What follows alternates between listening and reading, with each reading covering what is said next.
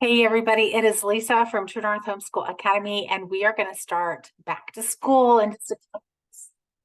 And so want to talk to you about how to get ready for back to school. And I've got some great tips and tips for you as you're planning and thinking about back to school. I know a lot of you guys are still at the pool and you're traveling and doing the vacation thing, but it doesn't help. It doesn't hurt to start planning ahead a little bit.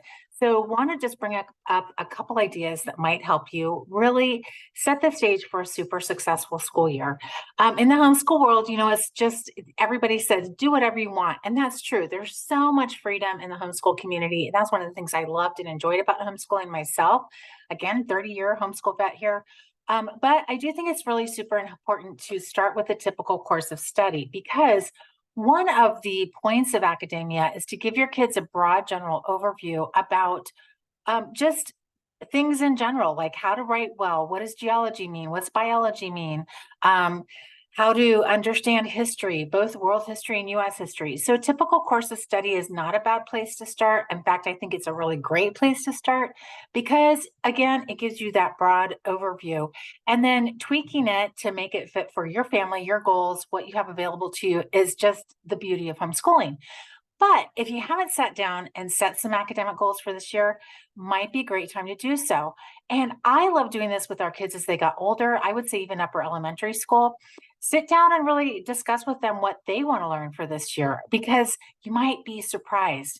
And then I would work together to create clear, achievable goals that will guide your homeschool curriculum and activities. And a fun way to do this, especially as your kids get older, is just to create some vision boards together. You can do this online. You can do this with magazines, and you can just do this with one of those big sticky pages. It's not a sticky note; it's like a full-blown page. You can just put it on the wall and write down what do you want to learn this year, and just work on that together, and then decide how can you fit that into a typical course of study. How can you incorporate those into unit studies, field trips, travel, the whole smash, and really make your goals for the year owned by don't make them owned. That sounds weird, but give your kids ownership in what you're going to study this year because that is a great way to not only capitalize on their areas of interest and the things that are really exciting to them, but also forward your own academic goals for your kids and helping them just establish routines and those kind of things academically. So really help your kids participate in what do they want to learn this year? How do they want to learn it? Do they want to take that trip to the aquarium as they're studying cetacean biology?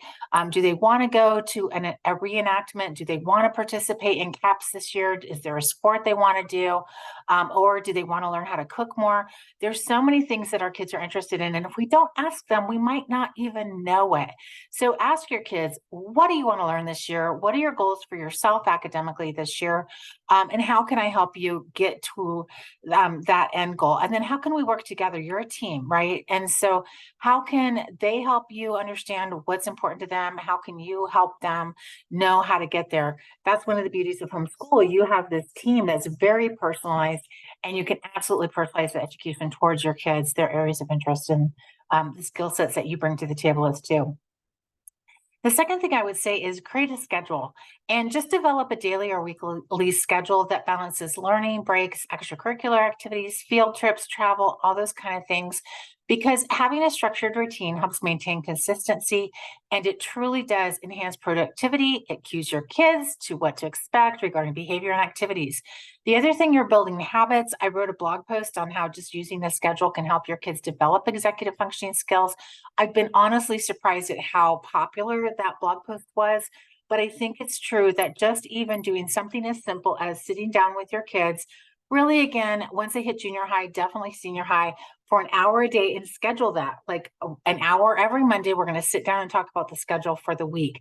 And then those family planning meetings too, once a week, for sure, once a month, and just talk about what everybody's doing and where they're going, who's got the car, who's picking up and dropping off, and those kind of things really helps your kids start with time management, self-control, all those kind of great things that go into executive functioning skills. I'm not really a person who loves hour by hour schedules, but I do like time blocks. That really works for me. So decide what works for you, decide what works for your kids, and make it work for you. Because if it doesn't work for you, you're not going to utilize it. Um, Again, I like flexible time blocks. We did skills in the morning, like math, Latin, grammar, skill-based learning, things that are incremental and sequential, because the brain is fresher in the morning and we just seem to get a lot more done then. So we always start with memory work and go into other skill-based classes. And then in the afternoon, we would do content areas. We also incorporated a morning basket for about an hour a day, and that was really super fun too. And we did memory work and Bible study and map work and that kind of thing in there. But find a schedule that's going to work for you, and then help your kids understand how to make use of the schedule and really hone their scheduling and habit building skills as you do your schedule. The other thing I think is super fun and helpful as you're homeschooling is organizing your learning space. And that is just setting up a designated area in your home for homeschooling, or at the very least, homeschool supplies. Now, we were one of those families that for many years we did not have a dedicated homeschool room because we didn't want one. We have an open concept first floor where it's the kitchen, dining room, and living room all in one big space, and we loved utilizing that space for homeschooling. So we had a table available and then a couch in our living area, and so we would have different workspaces throughout our first floor area. And then as the kids got older, they would do studies in their room. We definitely made use of our enclosed front porch and of course outside, because who doesn't love doing school outside? We certainly did. So just make use of the home that you have. You don't need a dedicated school room, but I would say for sure have a place for dedicated school supplies, because there is literally nothing more frustrating than getting in the middle of a learning session where you can't find the tape and you can't finish that craft project, or you're trying to print something out for the next lesson and you can't find the printer paper. So just have a place where all your supplies are generally located and the kids know to put the things back, and you put them back too, so you can always find them the next time. I also like to plan curriculum and resources ahead of time. I'm an open and go girl. I don't like a lot of curriculum that takes a lot of teacher time because, again, I was working for a third of the time that we homeschooled, and I had 5 kids, all at different age levels and different learning stages. And so having a really teacher intensive curriculum just was not going to work out for us. I liked open and go, and I honestly really loved, and we utilized heavily online classes at a certain point, and that really worked well for us. But I did plan curriculum and resources. And again, I'm not a real hour by hour scheduler. So we would have time blocks and I would list out all the stuff that the kids did for the year. So I would have different 5x7 postcards with everything that they did, online classes, workbook and textbook type classes, apps, all the stuff that they utilized, co-ops and class days and everything on their 5x7 card. And then if they just had extra time or whatever, they could look through that if it was still school time, or they could do something that was of interest to them. But at least it was at a glance for every single kid. And if you're working or you have multiple kids or whatever complications you have in your life, having that just at a glance, what the kids are doing by student, can be super helpful for you as you go ahead and plan your day and get through your day. So I know learning styles are super big in the homeschool world. Are you an auditory, a kinesthetic, or a visual learner? The science on this is that it doesn't matter if you cater to your kids' learning style, the outcomes are generally the same. But I would say this about learning styles. They're very good to know both what kind of learning style you have, because that's generally how you teach, and what learning style your kids tend to favor. The reason why is this, because we want to shore up areas of weakness and we want to really add fuel to the fire in things that they're naturally good at, right? We want to help them even go farther than they would if they have a natural skill or ability or talent, right? So understanding learning pathways is a good way to do that. The other thing you want to be aware of is that the more neural pathways, visual, auditory, or kinesthetic, that you utilize as you homeschool and educate your kids, the more the learning will stick and the easier it will be for your kids to learn. So if you're teaching them some kind of information while doing games and memory work and jumping jacks while you're singing a song, you're utilizing hearing, speaking, seeing, moving, all those kind of learning styles all at once, and it's going to stick better. So you want to use mnemonics, and learning styles are a great way to use mnemonics. What do I mean by mnemonic? A mnemonic is how it's a technique or something that you use to help you memorize, right? And memory work is one of the basic study skills. So it's super important to teach your kids basic study skills. Um, I would also say, just really understand how your kids learn. That's super important. And also make sure you're teaching how to learn. Again, mnemonics, memory work, how to take notes, teach your kids how to test themselves, teach them how to do brain mapping and those kind of things, and incorporate your kids' interests. Refer back to what I said at the beginning. What do they want to learn this year? Change up how your kids will be learning and consider incorporating a mix of textbooks, online classes, apps, hands-on activities, co-ops, class days, the whole bit. I mean, there has literally never been a better time to homeschool than right now. We have so many resources available to us, so many free things, so many more things as groups in person because it's just more socially acceptable than ever before to homeschool. So make use of all those kind of things. If you have the time and the energy and the resources, definitely do. Now, don't tap yourself out thinking you have to do all of it, because the deal is you don't. You don't have to do any of it. You can do the one thing that works. You can be boring. That's okay. Everything doesn't have to be fun for your kids. Okay. If you're working full time and you've got a baby and all the things, or somebody's sick or whatever it is, you can make it very simple, plain Jane, and still be a very effective educator. Okay. So it is great when we have fun. Everybody loves to have fun, right? That's the whole point of fun. But you don't have to make every educational activity or interaction with your kids fun. They can still learn. Okay. I want to just take some pressure off you as you're homeschooling. So the other thing I would say is gather your supplies, make sure that you've got the paper and the tape and the pencils and the glue and everything. Now is a great time to get them. Composition notebooks and 3-ring binders. I always stock up because I use them myself. I still use them. Note taking by hand is one of the best ways to remember things. And so we would always stock up when everything was on sale. We always like to get a new water bottle or a new journal or large sticky notes, just something kind of fun. I mean, we're office supply nuts in my house. I don't know about you guys, but we love a good office supply over here. And then I would just say, just check on your homeschool state regulations because they're all changing. I know in my state, in Ohio this year, they all changed. So familiarize yourself with any legal requirements in your area, and then just be aware of things that have changed. Generally, they're changing in favor of homeschooling, but you want to just be aware of what's happening. And then don't forget to connect with other local homeschoolers. I know our Facebook pages are where a lot of people are connecting with homeschoolers in our area, at least. But there's, the library is a great way to find other homeschoolers. Joining local homeschool groups and co-ops is a great way to find out about class days and co-ops in your area, PE days or chess club, all those kind of things. We've been part of ballroom dancing, theater groups, politics, all because we've connected with local homeschool families and groups. And it's a great way to share experiences and find resources and get support. The other thing that's great about homeschool groups locally is that you can share and see each other's curriculum. And I know after a certain time, we didn't buy curriculum if I couldn't see it and touch it.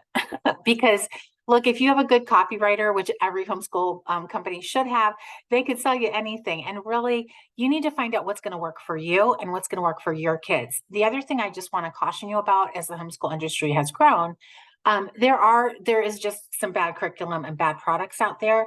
So let the buyer beware. You want to just be aware of what good academic and educational pedagogy is, and make sure that whatever programs that you're using actually do educate your kids, because there's some schlocky stuff out there at this point.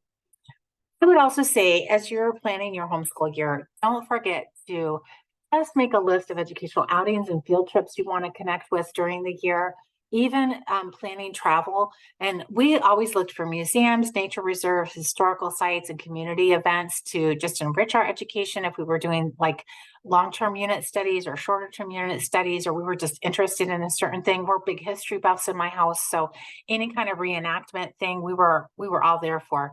But create the time, space, and resources for those in-person experiences, because they can really supercharge your school year. And I know one year I made a goal. I just created field trips for our local community. I did 12, so I did one a month, and they were planned out for the year with all the pricing and all the things that everybody needed.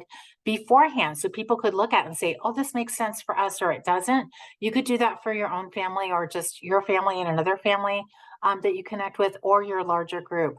And then if you get to travel, we have had some opportunities to do a lot of traveling on certain years, and we've really tried to utilize going to museums or parks or botanical gardens or, the Alamo, really neat experiences that were local to wherever we were. So, if you plan it out ahead, then you might have a little bit of extra spending money to do the extra little thing, right? Um, there's so much bad juju about testing in the homeschool community, but I do want to say it's really important for your kids and for good learning to take place if you incorporate goal setting and progress tracking. Your kids need a good feedback loop to know if they've learned, and you do too. And assessments don't have to be a dirty word. In fact, we're all assessed all the time. You know what I mean? If we go to work, we're assessed, are we doing our job? If we show up to do a project or presentation, we're assessed on how well we do that. And our kids need to understand that throughout life, they'll be tested. People will be tracking, are they doing what they're supposed to be doing? But really, it's not like you're pigeonholing your kids because you've tested them. You're creating feedback loops for your kids, and they don't have to be all quizzes and tests. There's a lot of different ways to do feedback loops. Um, Quizzes and tests are certainly two of them, but also papers, projects, presentations. And that's a good way to connect to a variety of skills and learning styles by utilizing a number of different assessment tools. But the other thing about incorporating goal setting and progress tracking is it fosters a sense of responsibility and self-awareness for your kids. Remember what I said before about executive functioning skills and calendars and scheduling? Goal setting and progress tracking does that too. So if you have kids who are really struggling with, like, they're just self-control or getting to that next level or learning skills and stuff, doing a tracker can be really helpful. And a good way to do this is just go on Pinterest and Google bullet journaling habit trackers. There's so many cool habit trackers out there right now. And that could be a fun thing to incorporate into your school year. But really, our brain gets better at what we practice. So if we don't have a good feedback loop and your kids practicing bad writing without any assessment saying, hey, you've got run-on sentences here, or you're not putting the predicate and verb in the right place in this English sentence, or it's a run-on sentence or whatever, or 2 + 2 does not equal 7. If you don't have a good feedback loop, your kids are going to just keep practicing what they're doing incorrectly, and that's not good educational pedagogy. So some kind of assessment, goal setting and progress tracking, really good for your kids as you're teaching them, right? That's just good education. Okay, and then lastly, let's discuss the rules and expectations for your kids. And this doesn't have to be a really heavy conversation, you know what I mean? But just an open conversation about homeschooling rules and expectations, establishing guidelines for behavior during study hours, online learning etiquette and what that means, and the importance of self-discipline. So as you're teaching academic subject matter as you homeschool, as well as soft skills and life skills, right? So creating spaces that trigger specific behaviors and that's going to create habits for your kids is going to allow them to learn more efficiently and more effectively. And by rules and regulations, I don't mean having a really draconian homeschool atmosphere. I mean, we certainly did. We homeschooled on the couch half the time. My kids were on the floor playing Legos while I did a lot of reading aloud to them. But I just mean things like when you're in school, the phones are away. And that might be mean for mom too. Don't have them in the middle of the table, because if the phone buzzes, then who gets the most attention? The phone does. So I would just say kind of rules like that. Like, do you go outside and play when you're in the middle of doing math together or whatever? Just basic expectations for your kids so that they understand when you're doing school, there's just certain expectations. And maybe during certain times of the school day, the expectations are different than at others. So when we did our morning meeting or our morning basket, everybody was gathered at the table or in the living room with the basket, and we all worked together. That was just one of the expectations. Now, after that morning meeting, the younger kids could go and do some other things, but that's what I mean more by rules and expectations. If you want to get really formal with it and make a list of our school rules or whatever, go for it. But I just think helping your kids understand what's going to happen when you start classes is going to be helpful to them. Again, those habits are so important for us. us as we're developing our executive functioning skills and remembering what's up. Homeschooling is so flexible. It's such a great personalized approach to education. So you can adjust any of this to make sense for your family. It's all about your unique family's needs and preferences. And so I just want to encourage you guys as you're starting the new school year, just enjoy the journey, like be enthusiastic, be curious and passionate together. Really foster that sense of becoming a self-directed learning. And we've talked about this before, helping your kids develop what it means to be an autodidact. And again, an autodidact is somebody who can learn without formal education. And as we go and we live in this time of disruption, educational disruption, but definitely societal disruption, being able to learn on our own and be able to pivot really quickly is going to be so, so very important. So I'd really encourage you to make that a goal for yourself and your kids as you're homeschooling, that they can really develop that sense of becoming an autodidact. And maybe even an interesting thing to do this year would be, if they say they want to learn about this one thing, make it their project, make it their school subject to learn about that, and just resource them. I know one of our teachers this summer said she gave her kids a budget and said, we're going to camp. Here's the budget, make it so. And then they just went with where the kids wanted to camp. They ate the food the kids planned, and the kids stayed within budget, and they just had a blast. So you could do some kind of crazy project like that. That is the beauty of homeschooling. You can make unit studies out of about anything. You can learn what you want. And the other thing too, parents, don't forget, you are your kids' very best resource.